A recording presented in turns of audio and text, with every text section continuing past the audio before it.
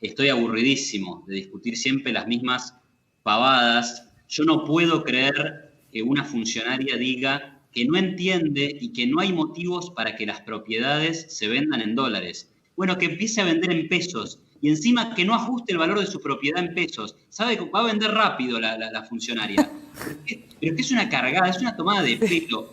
¿Qué les pasa que dicen semejantes barbaridades? Entonces, discutir siempre las mismas cosas y que la culpa de que se caigan las reservas es de los argentinos que no ahorran en pesos, que gente tan extranjerizante. Yo no puedo entender que tengamos que discutir esto de vuelta y que haya que explicar lo básico. Entonces, como decías vos, sí, si la inflación es de 3 dígitos, de 2 dígitos, y la gente va a querer escaparse de la moneda nacional. Y encima, si hay un control de cambios en donde el tipo de cambio oficial es 50% más barato que el tipo de cambio paralelo, obviamente que te van a querer comprar los dólares que vende el Banco Central. Iván Carrino es economista. Iván, buenas noches. Gracias por atendernos. Hola Diana, buenas noches, ¿cómo estás? Cuando conversábamos fuera del aire con Facundo sobre este tema, yo le decía, porque no puedo creer cómo que se incrementa también los ingresos de los más ricos en la Argentina, si estamos en plena crisis, si todos se están cerrando y demás, y cuál es la situación. Después me ponía a pensar y digo, quizás el tema pasa también por la brecha, ¿no? Por esta diferencia, por la desigualdad que ahonda cada vez más la economía. Y la pregunta que tenía para hacerte era cuáles son las herramientas que tiene el gobierno para que esa brecha, que antes era del 20% y ahora es del 25% entre los más pudientes y los más pobres, no siga aumentando. Bueno, una de las cosas que podría hacer es dejar de generar inflación y devaluación, porque, a ver, las personas que tienen altos ingresos tienen capacidad de ahorro, y en Argentina se suele ahorrar en dólares o ahorrar en ladrillos. Entonces, obviamente que cuando la moneda de porquería que tenemos se devalúa, obviamente que el que tiene activos dolarizados aumenta su nivel de riqueza, mientras que aquella persona que solo vive de su sueldo no lo hace. No obstante, o sea que evidentemente el gobierno podría hacer algo, pero podría hacer algo para que las personas que tienen bajos ingresos dejen de ser pobres. Yo creo que el foco en la desigualdad no es correcto. De hecho, las expresiones que permanentemente tiene el presidente sobre la ciudad de Buenos Aires son absolutamente desafortunadas. El problema no es que Buenos Aires sea una ciudad dentro de todo rica y que la gente de Buenos Aires tenga mejores ingresos que el resto del país. El problema es que en Mar del Plata hay un desempleo del 25%. El problema es que en Formosa hay un 50% de chicos que les cuesta alimentarse bien. Ese es el problema. Es más, tendríamos que tener 50 Buenos Aires. Ese sería el foco. Porque si a mí me da vergüenza la riqueza de Buenos Aires, entonces... Nivelás para abajo. Hay que da vergüenza. En lugar de decir qué bueno que está. Claro, por eso digo, lo único que falta, ¿no? Que a los pocos ricos que tenemos, encima hay que exprimirlos más, ¿no? Necesitamos promover que haya un montón de ricos, ¿sí? Porque, digamos, la única manera de salir de la pobreza es creando riqueza, digamos, no existe otro camino. Entonces, por eso me parece más adecuado mirar la pobreza y las causas de la pobreza. Y las causas de la pobreza son precisamente que no exista un ambiente económico propicio para que se quiera generar riqueza. No hay inversión, como no hay inversión, no hay nuevas empresas, como no hay nuevas empresas, no hay mejores fuentes de trabajo y los salarios no crecen al ritmo de que crece la inflación. Ahí está el problema. La desigualdad no es un problema. Imagínate si la persona más pobre de la Argentina, imagínate esto, la persona más pobre de la Argentina vive en una casa de material, con calefacción, con aire acondicionado, con horno, con agua, tiene su auto, tiene su movilidad y puede mandar a sus hijos a un buen colegio. Ese es el objetivo, que la persona más pobre tenga eso. Después, si el más rico tiene 60 casas, ¿qué me importa? Claro. Si la persona que está mal está perfecta, digamos, tiene cubiertas sus necesidades, ¿entendés? hay que cambiar el chip, no podemos estar pensando Y que el problema el tema es es que a las personas de sectores más vulnerables y que no logran tener las necesidades básicas cubiertas, en algún punto ver cómo generar riqueza para que ellos puedan acceder a eso vamos. Exactamente, eso es lo que estoy diciendo, digamos. Generar ¿no? riqueza es lo que siempre habla Facundo Sonati. Facu. Sí, Iván, es de alguna manera mi propio loop. Trato de hablar siempre más de riqueza que de pobreza, pero lamentablemente la foto del segundo trimestre es lamentable. De hecho, también se conocieron los datos de desocupación, que no subió demasiado. A ver si nos podés explicar por qué solo creció 3 puntos el nivel de desocupación cuando la destrucción de empleo fue inédita en la historia argentina durante los últimos meses. Bueno, justamente, la tasa de desempleo se calcula de la siguiente forma. Yo voy y soy el INDEC y te pregunto a vos, Facundo, bueno, Facundo, ¿vos tenés trabajo? Y vos decís, no. Entonces la segunda pregunta es, bueno, ¿pero estás buscando o no estás buscando? Si vos decís que no, automáticamente tiene sentido. Si no buscas trabajo, no pasa nada, es tu elección. Ahora, lo que es notable es que, imagínate, vienen a preguntarme a mí, che, ¿tenés trabajo? No. ¿Estás buscando? No, si no puedo salir de mi casa. O sea, hay una cuarentena en donde no puedo salir ni a visitar a mi abuela. Ergo, lo que tuviste en este trimestre fue una caída del empleo que si se lleva a toda la población, porque el INDEC mide solo una parte, es de 4 millones de personas. O sea, 4 millones de personas que tenían empleo el año pasado, ahora no lo tienen. La caída del empleo fue brutal. Lo que pasa es que alrededor de 3,6 millones de todas esas 4 no salieron a buscar trabajo, porque obviamente no se puede salir a buscar trabajo en condiciones de cuarentena.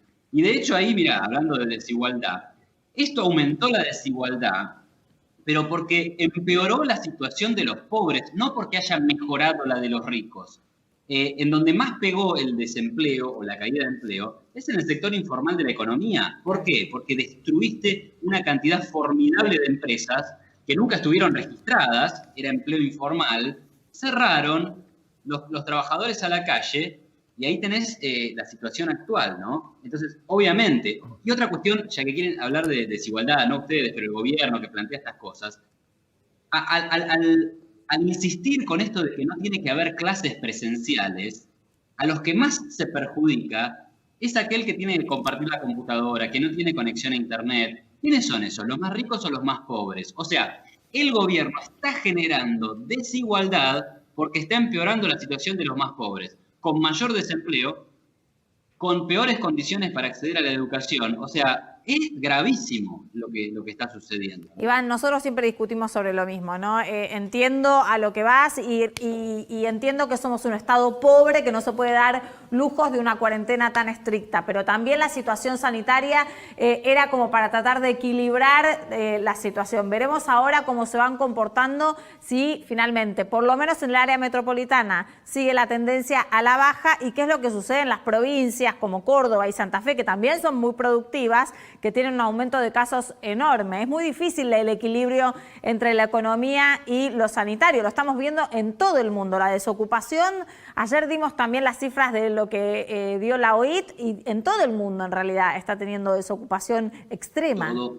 Todo el mundo entró en pánico y todos los gobiernos del mundo sobrereaccionaron, confinando a la gente, pensando que esa era la solución. Decías vos que en Buenos Aires está cayendo la curva, digamos, ¿no? Hay menos contagios. Justo cuando se abre todo. ¿Dónde está? ¿Quién puede explicar eso? No, a ver, la explicación que encuentro yo es que se llegó a un nivel de inmunidad de rebaño, que hace 5 meses era mala palabra. Ah, ¿cómo inmunidad de rebaño? Pero usted quiere que se muera todo el mundo. Explíquenlo, expliquen cómo, abriendo todo, hay menos casos. Pero teóricamente porque se contuvo en algún punto y se empezaron a hacer más testeos. Igual no quiero entrar en la parte sanitaria que siempre discutimos nosotros, sino seguir en la parte económica. Sí, Nico. ¿Cómo estás, Iván? Uno de los grandes problemas está claro que es la falta de liquidez de dólares del gobierno y la palabra que más escuchamos, lo que hemos pasado por un banco esta semana es dame todo, de los que están en las cuentas de ahorro en dólares. Pero eso no ocurriría si no hubiera la inflación galopante que existe en Argentina. Ahora, nosotros le llamamos inflación galopante a una inflación de 2 dígitos. Y sin embargo, del 74 al 89, 90, la inflación fue de 3 dígitos. O sea, somos un país que ya llevamos 4 o 5 generaciones acostumbradas a la inflación, menos nosotros que nos criamos sin inflación por arte de magia. Y la pregunta es, ¿cómo se puede, Diana usa la palabra cambiar el chip, pero culturalmente, ¿qué es lo que hace falta en Argentina culturalmente, más allá de lo político, para tener una moneda fuerte y para que haya una inflación normal? O sea, repito, del 74 al 90 fueron de 3 dígitos, 89 y 90 4 dígitos, y ahora con 2 dígitos estamos que nos ahogamos. Sí. Bueno, ahí permitime hacer la siguiente reflexión. Yo la verdad que yo no puedo creer algunas declaraciones de algunos funcionarios. A veces uno dice, bueno, en Argentina con la economía no te aburrís nunca. Y en mi caso, y mirá que, digamos, la verdad tengo 34 años, no soy una persona que tenga muchísimos años de experiencia en la profesión. Estoy aburridísimo de discutir siempre las mismas pavadas. Yo no puedo creer que una funcionaria diga que no entiende y que no hay motivos para que las propiedades se vendan en dólares. Bueno, que empiece a vender en pesos y encima que no ajuste el valor de su propiedad en pesos. Sabe que va a vender rápido la funcionaria. Pero que es una cargada, es una tomada de pelo. ¿Qué les pasa que dicen semejantes barbaridades? Entonces, discutir siempre las mismas cosas y que la culpa de que se caigan las reservas es de los argentinos que no ahorran en pesos, que gente tan extranjerizante. Yo no puedo entender que tengamos que discutir esto de vuelta y que haya que explicar lo básico. Entonces, como decías vos, sí, si la inflación es de 3 dígitos, de 2 dígitos, y la gente va a querer escaparse de la moneda nacional. Y encima, si hay un control de cambios, en donde el tipo de cambio oficial es 50% más barato que el tipo de cambio paralelo, obviamente que te van a querer comprar los dólares que vende el Banco Central. Si yo vendo helado en un barrio en donde todas las heladerías lo venden a 200 pesos y yo lo vendo a 100, bueno, me voy a quedar sin helado o, si soy extremadamente productivo, bueno, fundiré a toda mi competencia. Pero no es el caso del Banco Central. El Banco Central no genera muchos dólares, los que tiene son los que están, y si los regala, se los van a querer llevar por delante. Digo, es economía básica. Entonces, culturalmente cambiás cuando haces las cosas bien. La cultura sigue en realidad es parte y parte, ¿no? Si tuviéramos una cultura de la austeridad, la responsabilidad individual, ¿sí? Bueno, entonces los gobiernos obrarían en consecuencia y tomarían medidas en línea con la austeridad, la disciplina presupuestaria, el control monetario. Pero acá no, porque todo vale, porque total que lo pague el Banco Central emitiendo papelitos, y así estamos, con unas devaluaciones que no paran nunca. Entonces, bueno, Sí. lo que más me llama la atención otra vez discutir lo mismo. Sí, Sí, ¿qué tal, Iván? Mira, y vuelvo al tema, pero del dólar y de lo que decía Nico, que la gente está sacando los ahorros, los ahorristas, ¿no? Que tienen sus ahorros en los bancos. La pregunta es concreta, teniendo en cuenta que el cepo al cepo no frena el drenaje de reservas, y la frase que dijo Alberto Fernández el otro día, que hay que acostumbrarse a ahorrar en pesos, perdón. La pregunta es, ¿vos creés que se podría venir una suerte de plan Bonex que cambie esos dólares en algún tipo de bono? ¿Creés que se puede llegar a pasar? Bueno, ahí está la otra cara de la moneda, ¿no? En este país donde siempre discutimos lo mismo, Sí. también está el hecho de que el que más bomba tira es el que, bueno, no sé, le genera adrenalina. Entonces hay que tirar que se va a venir el plan Bones, que se va a venir el corralito, que se va a venir la hiperinflación, que esto es Venezuela. Tampoco. O sea, lamento ser Corea del centrista. Lamento. No, pero está bien porque la gente está yendo a sacar los ahorros, entonces hay que aplicar. Sí, mirá, después de las PASO, los depósitos en dólares cayeron 10.000 millones de dólares en cuestión de semanas. O sea, la pérdida de depósitos de los bancos, de los ahorros en dólares fue fenomenal. Y no hubo corralito, y no hubo plan Bonex. O sea, claro, sí, técnicamente, si todo el mundo quiere sacar la plata, y sí, bueno, qué sé yo, los bancos te dirán, mirá, no lo tengo, venía a buscarlo en otro momento. Pero la liquidez en dólares del sistema bancario es alta y yo no veo este tipo de riesgos. El riesgo que tiene la Argentina es un fuerte aumento de la inflación, y que pierdan los que están en pesos. Pero no hay motivo para que el gobierno se quede con los dólares de la gente, ¿sí? Entonces, claro, ahora, ¿por qué aparecen estas dudas y estas preguntas? Bueno, sí, porque la historia del país ha sido muy agresiva contra el ahorrista, contra el tipo que compró un bono del gobierno. Es una cuestión más psicológica que real.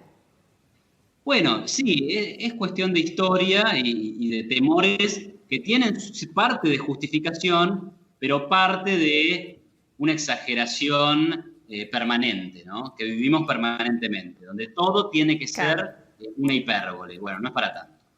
Iván, gracias. Que tengas buenas noches. Siempre es un placer debatir con vos, aunque no estemos de acuerdo, pero bueno, tenés 34 años, sos muy joven. Qué Gracias. duro ver gente tan joven y talentosa. Te mando un beso enorme. Chao, chao. Gracias.